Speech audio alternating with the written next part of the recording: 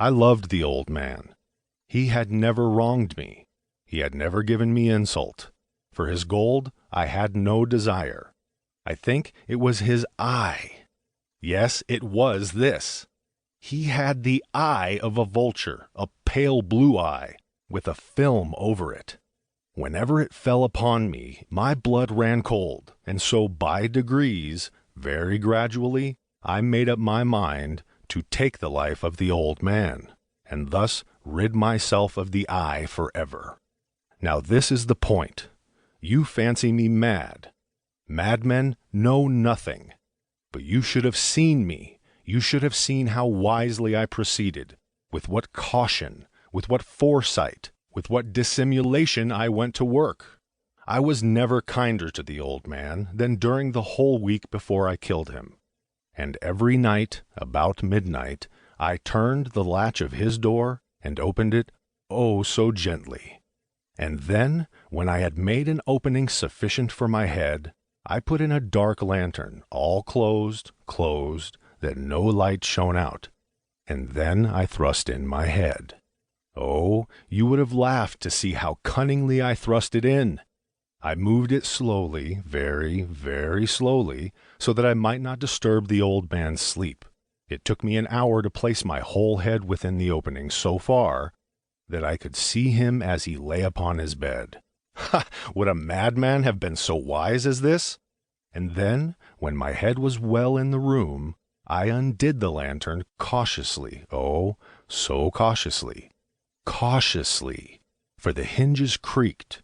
I undid it just so much that a single thin ray fell upon the vulture eye. And this I did for 7 long nights, every night just at midnight.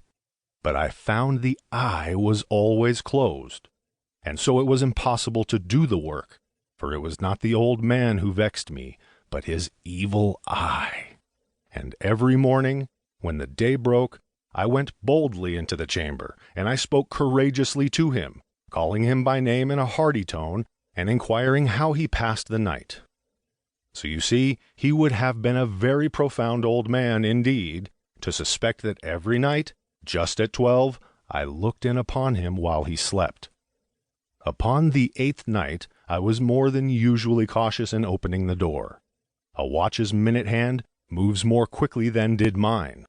Never before that night had I felt the extent of my own powers, of my sagacity. I could scarcely contain my feelings of triumph. To think that there I was, opening the door, little by little, and he not even to dream of my secret deeds or thoughts.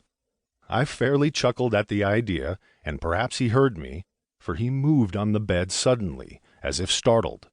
Now you may think that I drew back, but no.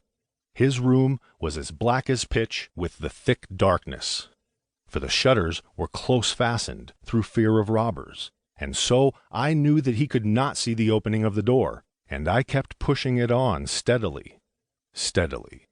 I had my head in, and was about to open the lantern, when my thumb slipped on the tin fastening, and the old man sprang up in bed, crying out, "Who's there?"